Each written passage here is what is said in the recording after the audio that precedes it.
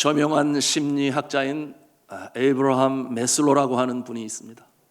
이분은 인간의 욕구에 대해서, 인간의 필요에 대해서 연구를 많이 했습니다. 그리고 마침내 이 필요의 위계 질서라고 하는 그와 같은 이론을 만들어냈는데요, 이와 같은 그 이론이 인문학에 있어서, 그리고 특별히 심리학과 상담학에 있어서 굉장히 받아들여지는, 인정되어진 그와 같은 이제 학설이 되었습니다. 자, 이 필요의 위계 질서라고 하는 것은 무슨 뜻인가 하면, 쉬운 말로 사람은 필요가 있는데 단계가 있다, 그렇게 말한 것이에요. 그래서 이 모습을 쉽게 설명하라고 하나의 피라미드를 통해서 7단계별로 필요한 것이 무엇인가에 대해서 그렇게 저가 밝히 보여주었습니다. 가장 이 저변 첫 번째 단계의 필요는 무엇인가? 그것은 아주 기본적이고 기초적인 것인데, 곧 그것은 육체적인 필요라고 그랬어요. 다른 말로 생존을 위한 필요다, 그렇게 표현할 수 있겠습니다. 그리고 이 단계의 필요가 충족된 사람들은 그 다음 단계로 또다시 필요한 것이 생기게 됩니다. 그리고 두 번째 단계의 필요가 충족되었을 때 또다시 또 다른 필요가 그의 마음에 일어나게 됩니다. 이와 같은 단계를 바라볼 때에 우리가 생각하는 것은, 그렇구나, 사람의 욕심이라는 것은 이렇게 끝이 없는 것이구나, 이와 같은 생각을 하지 않을 수가 없습니다. 에이브러함 매슬로는 인간의 가장 기초적인 필요, 없어서는 아니 될 필수적인 필요, 육체적인 필요다 말씀을 드렸어요.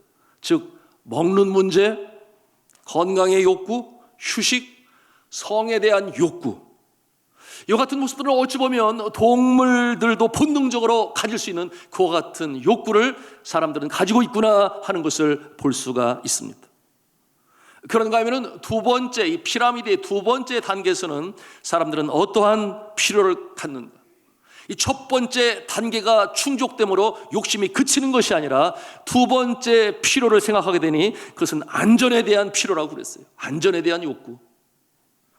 그러니 안전하게 살고 싶은 마음, 더 안전한 거처를 갖고 싶은 욕구, 그러니 좀 더 좋은 집을 원하겠죠. 경제적인 안정, 정서적인 안정, 삶의 두려움에서 자기를 지키는 것, 그런가 하면 사업적인 안정, 가정적인 안정, 직장의 안정 등이 여기에 속한다고 그렇게 말했습니다. 사람들이 일반적으로 종교를 갖고자 하는 이 신앙의 욕구가 바로 2단계에서 시작이 된다 그랬어요. 그래서 이 신앙의 욕구를 2단계에서 심령의 안정을 위해서 시작을 하지만, 그러나 6단계에 올라가서 또다시 사람은 본질적인 신앙의 필요를 느끼고 있습니다. 그것은 하나님이 누구신가, 인생에 대해서 생각을 하고 정말 진정한 구원에 대해서 생각을 하는, 필요를 느끼는 이 구도자의 욕망의 단계는 저 6단계에 가 있으니, 우리가 같은 교환의 신앙생활을 하더라도 다양한 모습으로 신앙생활을 지금 하고 있는 것입니다. 어떠한 분은 그저 복받기 위하여라고 한다면, 어떤 분은 주님과의 실존적인 만남을 위해서 그렇게 신앙생활을 하는 다양한 모습이 있다, 그렇게 말할 수 있겠습니다. 세 번째 단계는 어떠한 모습이라 그랬는가 하면 사랑이라고 그랬습니다. 애정이라고 그랬습니다. 첫 번째는 생존이요, 두 번째는 정서적인, 그런데 이 두 번째는 안정이라고 말한다면, 세 번째는 정서적인 사랑과 애정, 남녀 간의 사랑, 가족 간의 사랑, 또는 어느 단체에 소속하려는 그와 같은 욕구가 있다, 그렇게 말했습니다. 여러분은 지금 어떠한 필요를 느끼며 살아가고 계십니까? 자, 제가 이 시간이 충분치 않은 거로 7단계를 다 여러분에게 말씀드릴 수는 없어요.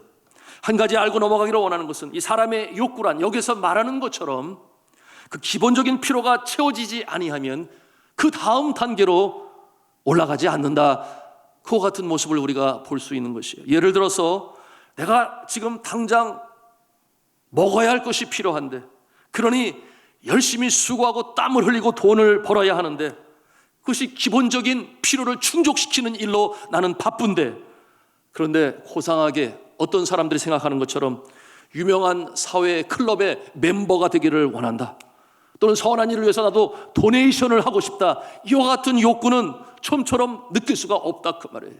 사회적으로 인정을 받고 싶어하는 그 필요는 생계가 급급한 기초 단계에서는 가지기가 어렵다. 그러니 그와 같은 모습은 한편으로 사치다 그렇게 여길 수도 있다 그 말이에요. 자, 성도 여러분, 이 필요의 위계 질서의 근거에서 오늘의 말씀을 우리가 살펴보면 예수 그리스도께서는 정확히 우리 인간의 필요가 무엇인가, 그리고 그 영역은 어디인가 하는 것을 우리에게 보여주고 있습니다. 그것은 어떠한 영역이었는가? 바로 이 1차적인 가장 저변에 깔려있는 생존을 위하여 필요한, 그것은 곧 먹을 것이요, 마실 것이요, 입을 것이요, 묵을 것이요 하는 이와 같은 1차적인 필요에 대해서 제자들에게 말씀하시면서 뭐라고 그러십니까? 주어라, 찾아가라, 위로하라, 격려하라, 이와 같은 말씀으로 주시고 계신 것입니다.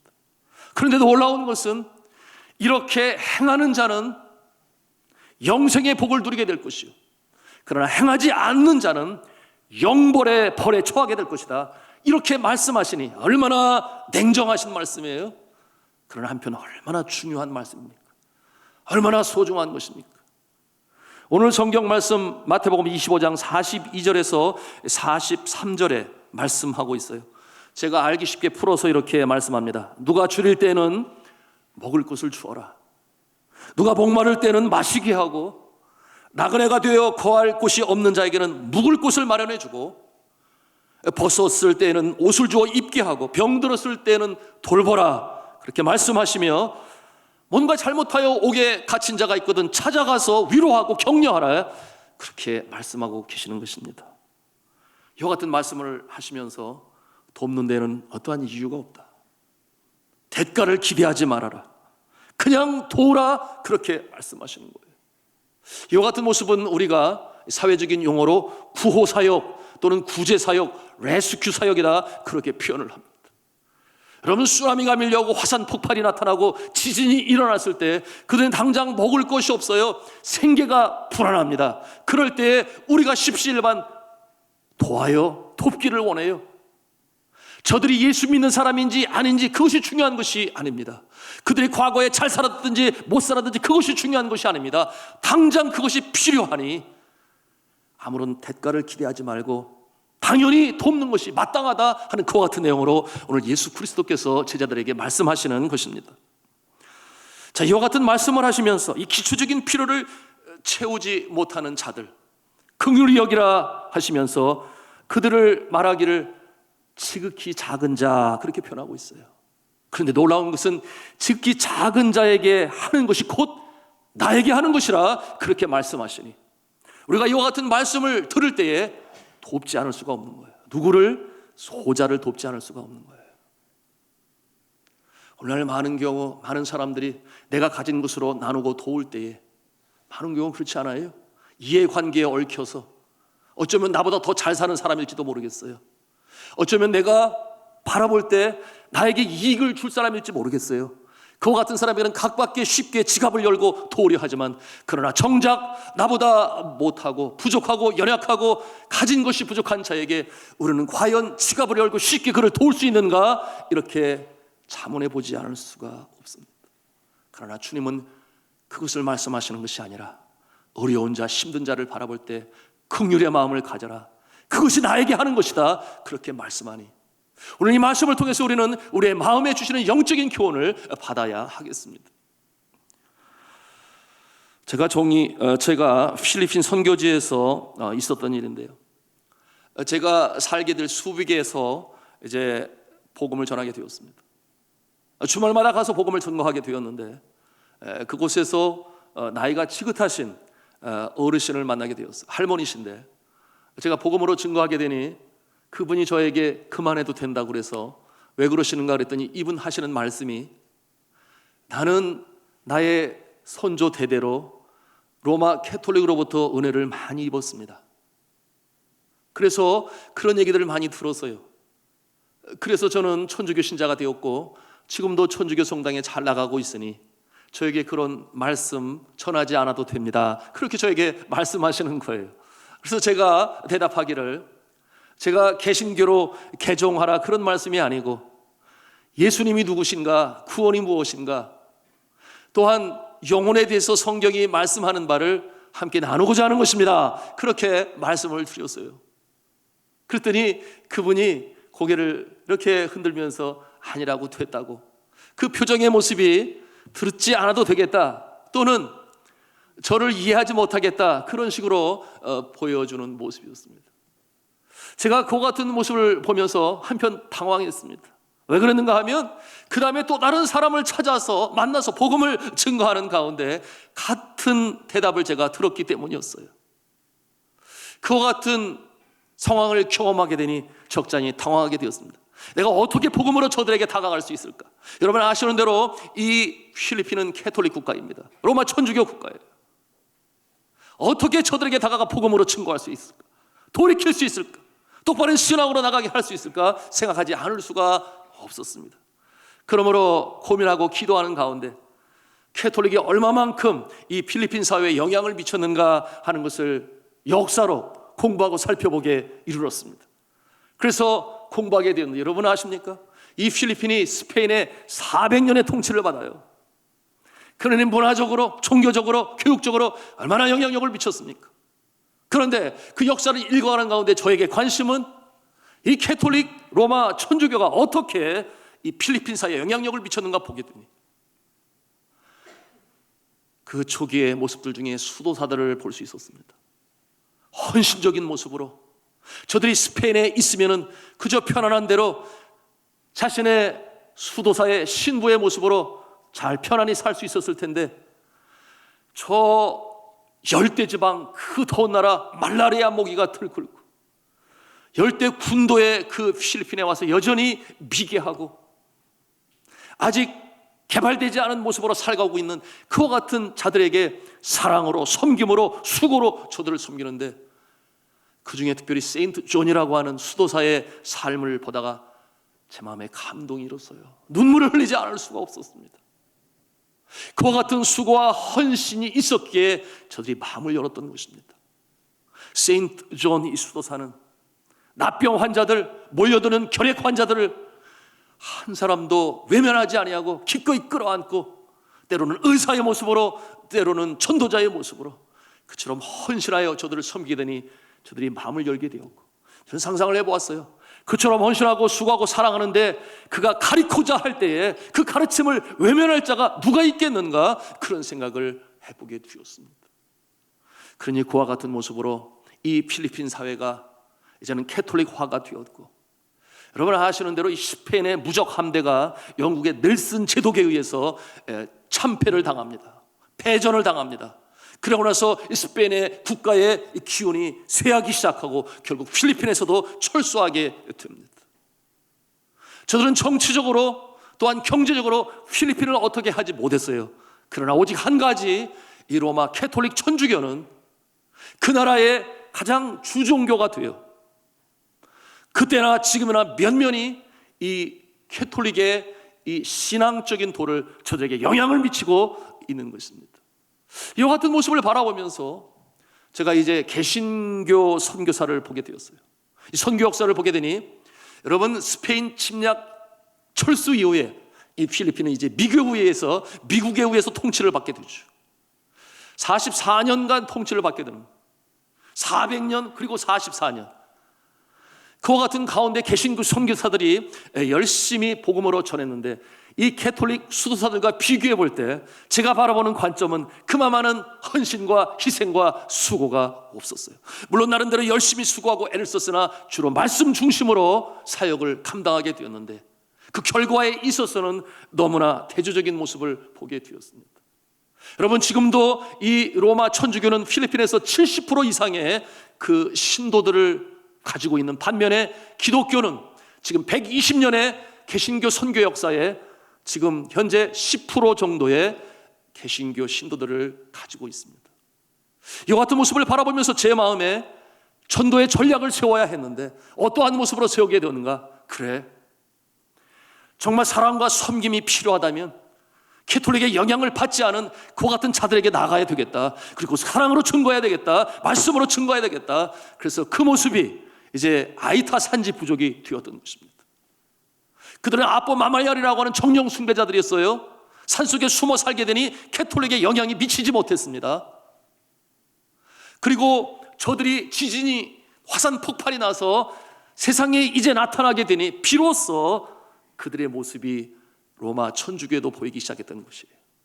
그런데 그 이전부터 야이타 부족을 향하여 복음을 전하는 자들이 있었으니 그들은 천주교 신부들이 아니라 선교사들이 아니라 뉴 트라이브 미션에서 그리고 우리 샨돌 중앙교회 파송 이동구 선교사님에 의해서 저 야이타 부족에게 복음이 증거되고 있었던 것입니다.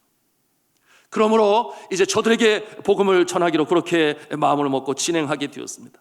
여러분, 이 필리핀 사람들이 가지고 있는 미덕, 가치 중에 하나 뭐가 있는가 하면 우땅나 롭이라고 하는 게 있는데요. 이게 뭐냐 하면 은혜를 저버린 자는 배은망덕한 자다, 그와 같은 생각을 가지고 있는 것입니다. 그러니 제가 복음으로 전할 때 그 어르신과 같은 그와 같은 마음이 저들에게 있는 거예요.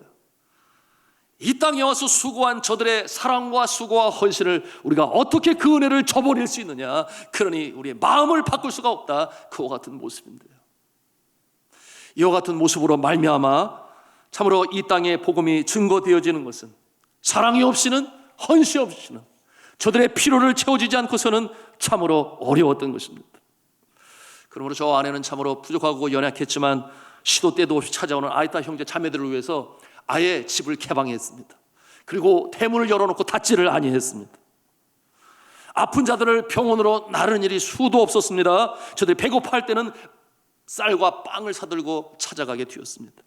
그런데 이는 참으로 밑 빠진 독에 물 붓기식의 모습이 아닌가, 그런 생각을 하여 때로 지칠 때도 있었습니다. 그런데 그렇게 하다 보니 한 사람 두 사람 주님께 돌아오기 시작했습니다.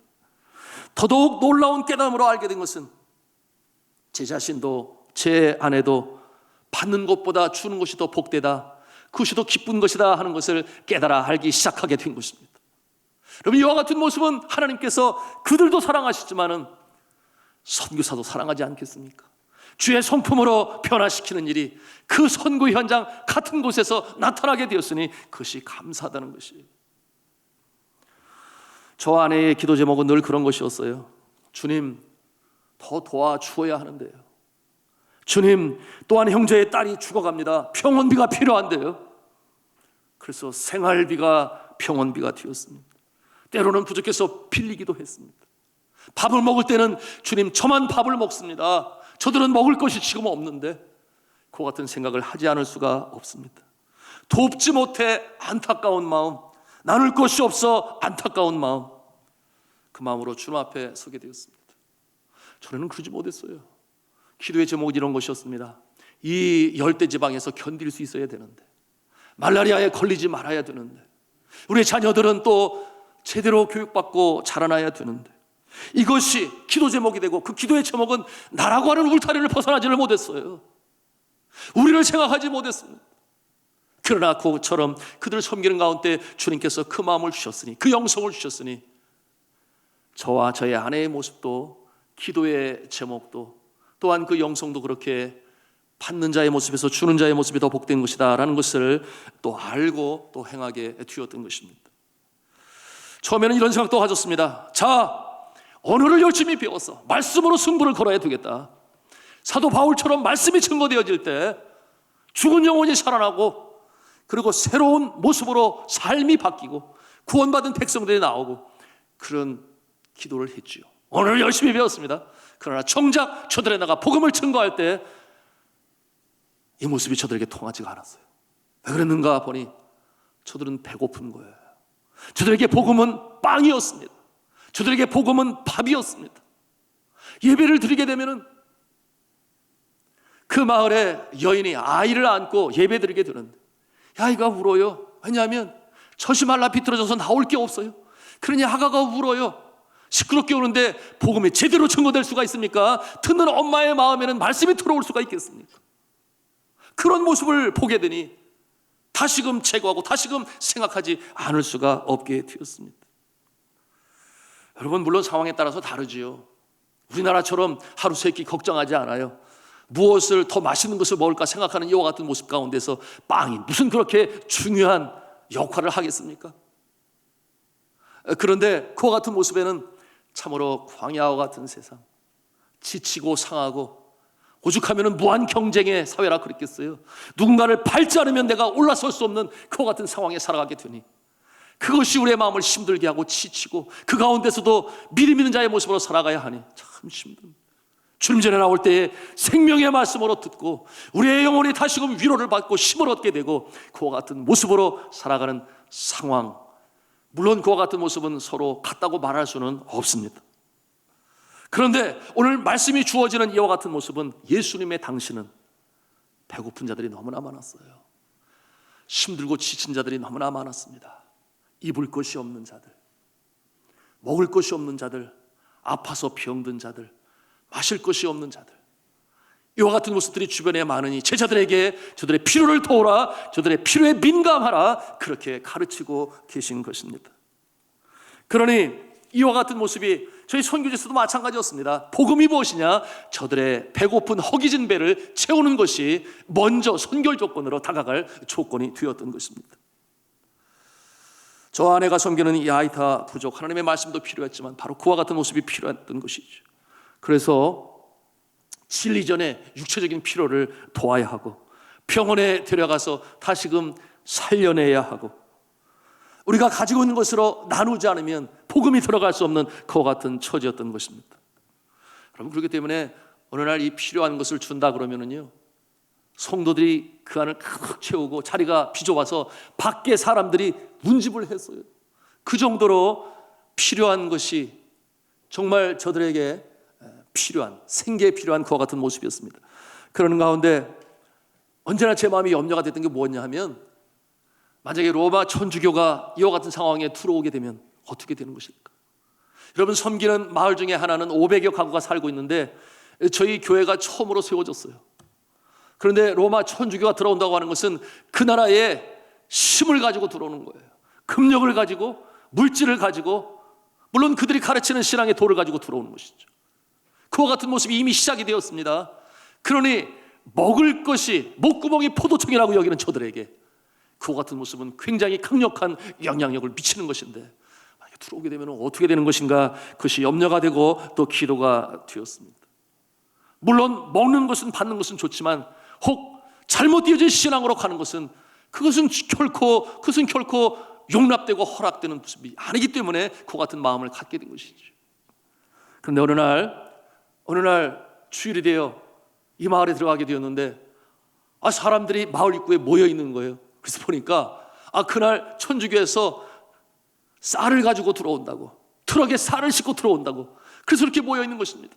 아니나 다를까 예배당에 가보게 됐는데, 예배를 드리게 되었는데 그날따라 사람들이 와서 자리에 앉아있지 아니하는 거예요. 그런 제 마음에 고민이 되었습니다. 조금 있으니까 막 환호성 소리가 들려요. 밖에 보니 트럭이 줄을 세워 들어오는데 그 후에는 쌀가마니들이 가득 찼습니다. 그곳에 만들어진 작은 공소라고 말을 하나요? 그 수녀가 가끔 왔다 갔다 하는 그곳에 이 차가 들어와서 이제 그것을 분배하려고 준비하는 모습이었습니다. 제가 고민이 되는 거예요. 이 예배를 끝까지 다 드려야 될 것인가? 아니면 이 자리에 앉아있는 사람도 먹을 것이 필요한데 예배를 빨리 마치고 가라고 그래야 될 것인가? 여러분 같으면 어떻게 하시겠습니까? 그 같은 상황에서 고민이 되는 거예요. 예배 드리기 전에 주님 앞에 간절히 기도하는 거죠. 하나님, 어떻게 했으면 좋겠습니까? 그때 주님께서 오늘의 이 말씀을 저에게 주셨습니다. 먹을 것이 없는 자에게 먹을 것을 주어라. 목마른 자에게는 마실 것을 주어라. 입을 것이 없어 헐벗은 자에게는 옷을 주어라. 아픈 자에게는 찾아가서 돌보라. 어떤 일로 잘못한 자는 찾아가서 격려하고 위로하라. 이와 같은 말씀이 제 마음에 생각이 났습니다. 그래서 제가 일어나서 예배 드리는 자들에게 그렇게 얘기를 했어요. 따쁘신 나틴 나 마달리 아연 우빵 땅가페랑 빡빡빨라 갈링사 신반로만 가톨릭고, 그렇게 얘기를 했어요. 이게 무슨 말인지 잘 모르겠죠? 우리 죄인 자매가 어디 있는지, 우리 필리핀 자매는 무슨 말인지 금방 알 수 있을 것 같아요. 이게 무슨 말인가 하면, 오늘 예배를 빨리 마치겠습니다. 그래서 하나님이 주시는 그 축복을 가서 받도록 하겠습니다. 그렇게 전했어요. 그랬더니 예배에 참석한 그 사람들 눈이 갑자기 반짝반짝 하기 시작하더라고요. 그래서 말씀도 더 열심히 잘 들었습니다. 그래서 예배를 마치고 얼른 가서 그 쌀을 받으라고 그렇게 저들에게 얘기를 했더니, 어수선히 빨리 뛰어가는 사람이 있는가 하면, 그런가 하면은 천천히 걸어가다가 빨리 뛰어가는 그런 사람도 있는가 하면은, 또 저 말 위로 올라가다가 확 방향을 바꿔가지고 쏜살같이 그곳으로 달려가는 사람도 있었어요. 왜 그렇겠습니까? 쌀이 다 떨어지면 아니 되니까, 떨어지기 전에 가서 받아야 되니까. 그런데 그 예배당에 여전히 앉아있는 형제 자매가 있었으니, 그들은 누구냐면 제자훈련 받는 자들이에요. 너희들도 가서 받아. 먹을 것이 없잖아. 안 간대요. 같이 안 간대. 그래서 한편으로 대견하기도 하고 감사하기도 했는데, 그러면 저들은 또 며칠 동안 뭘 먹어야 되나 하는 그런 걱정이 제 마음에 일기도 했습니다. 그 같은 상황에서 제 마음에 또 한 가지 고민이 되는 것은, 내가 거기에 가서 신부에게, 수녀에게 고맙다고, 우리 마을의 사람들에게 이렇게 먹을 것을 줘서 감사하다고 표현을 해야 되나 말아야 되나, 그런 생각을 갖게 되는데, 생각을 해보니 거기가 되면 뒤늦게 달려간 또는 먼저 간 우리 성도들이 보고서 저를 볼 때 어떤 마음을 갖겠어요? 미안한 마음을 갖지 않겠어요? 그래서 가지 않는 것이 낫겠다, 그런 마음으로 그저 기도했습니다. 그렇게 한 주간이 지나고 저들은 환호성 속에서 그 쌀을 받고 그 한 주간이 행복했겠지요. 먹을 것이 있었으니. 그리고 그 다음 주일이 됐는데 저는 그런 마음이 드는 겁니다. 저들이 또다시 저 천주교 공소로 가지는 않을까. 그런데 예배 시작하기 전부터 한 사람 두 사람 교회 나오는데 보니까 나올 사람이 다 나왔어요. 너무 감사했죠. 그래서 제가 장난기가 발동을 해서 물었어요. 아니, 지난주일 저기 가서 그렇게 쌀을 받았으면 오늘도 그리로 가야지 왜 오늘 여기로 왔어요? 그렇게 물었더니 한 형제가 쭈삣쭈삣하면서 말을 하지를 않아요. 그래서 하는 말이, 오늘은 없어요. 오늘은 오지 않아요. 그러니 제가 그 말을 들으면서, 아니 그러면 또다시 들어오면 거기 갈 거예요? 그렇게 제가 되물었습니다. 그랬더니 또 말을 안 하더니 저한테 그러는 거예요. 파스터 킴, 그래서 왜 그러냐 그랬더니, 저희가 은혜를 입었어요.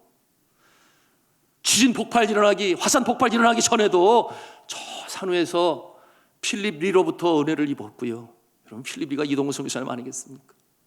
그런가 하면 여기에 피난민촌에 재정착하면서도 파스터 킴 당신을 통해서 많은 은혜를 입었습니다.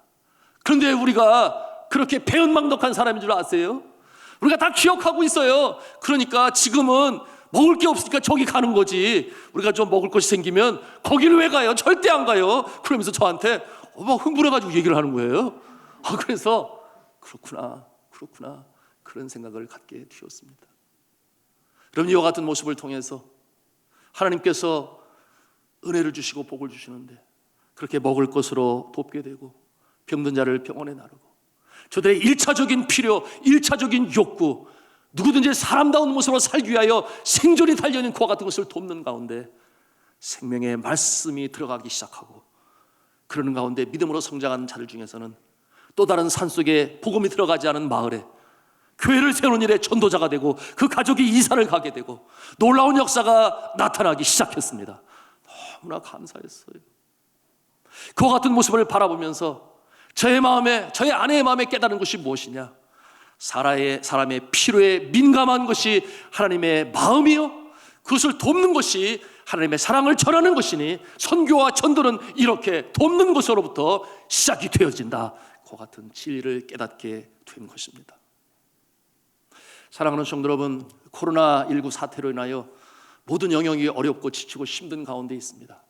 정부 당국은 이제 재정적으로 어려운 자들을 돕겠다, 그렇게 천명했습니다. 당연하지요. 도와야죠. 그러나 정작 어려움 속에 있는 자들이 도움을 받았으면 좋겠습니다. 가진 것이 많은 자가 무엇이 필요하겠어요? 그와 같은 생각을 갖는데, 이와 같은 상황에서 교회는 무엇을 해야 하겠습니까? 교회도 당연히 도와야 하겠죠. 여러분, 국가에 있어서 시민은 국민이 되기 때문에 귀중한 존재가 되죠. 그런데 이 국민은 이 땅을 떠나게 되면 주민등록에서 그 이름이 지워져요. 그러나 교회의 교인은 어떠한 존재입니까? 이 땅에서 하나님께서 한 피바다 한 몸이는 주님 안에 자녀요 형제요 지체라 그랬으니 이 관계는 국가와 국민의 관계보다도 더 밀접하고 더 가깝고 이 땅에서 인연을 맺지만 저 하늘나라에까지 생명책에 그 이름이 기록되었으니 영원한 관계로 유지되는 줄로 믿으시기를 바랍니다. 이와 같은 모습이니 당연히 어렵고 힘든 자를 도와야 하겠죠. 여러분, 이와 같은 모습이 우리에게 있어야 되는데, 제가 지난 2008년도로 기억을 해요. IMF로 인해서 너무나 많이 힘들었습니다. 그때 안식년을 맞아 한국에 돌아와서 제가 유학을 포기했죠. 이 어려운 상황 가운데 어떻게 나만 공부하러 가느냐. 그 돌아와서 보니 많은 사람들이 힘들었습니다. 그때 비로소 홈리스 피플들이 서울역에 모이기 시작했어요. 빚독촉에 시달려서 집안에 있으면 안 되니까, 잡혀가니까. 그래서 집을 나선 가장들, 그 어깨가 얼마나 무거웠겠습니까? 그 마음이 얼마나 힘들었겠습니까? 그래서 서울역에 그 집을 나온 사람들이 그곳에 운집하기 시작하고, 그때에 한국교회는 무엇을 했는가? 저는 너무나 마음이 안타까웠습니다.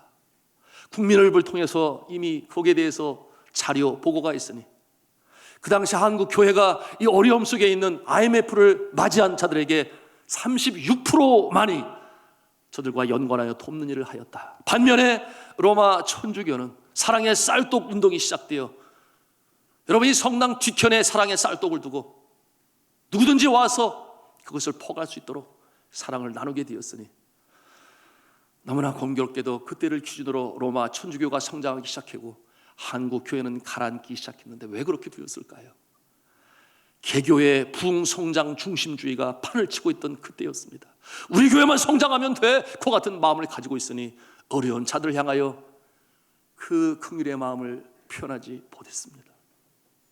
그럴 때 저는 아픈 마음을 가지고 다시금 선교지로 들어가게 됐는데, 하나님 어쩌자고 한국교회가 이와 같은 상황에 처했습니까? 그와 같은 눈물의 기도를 드리지 않을 수가 없었어요.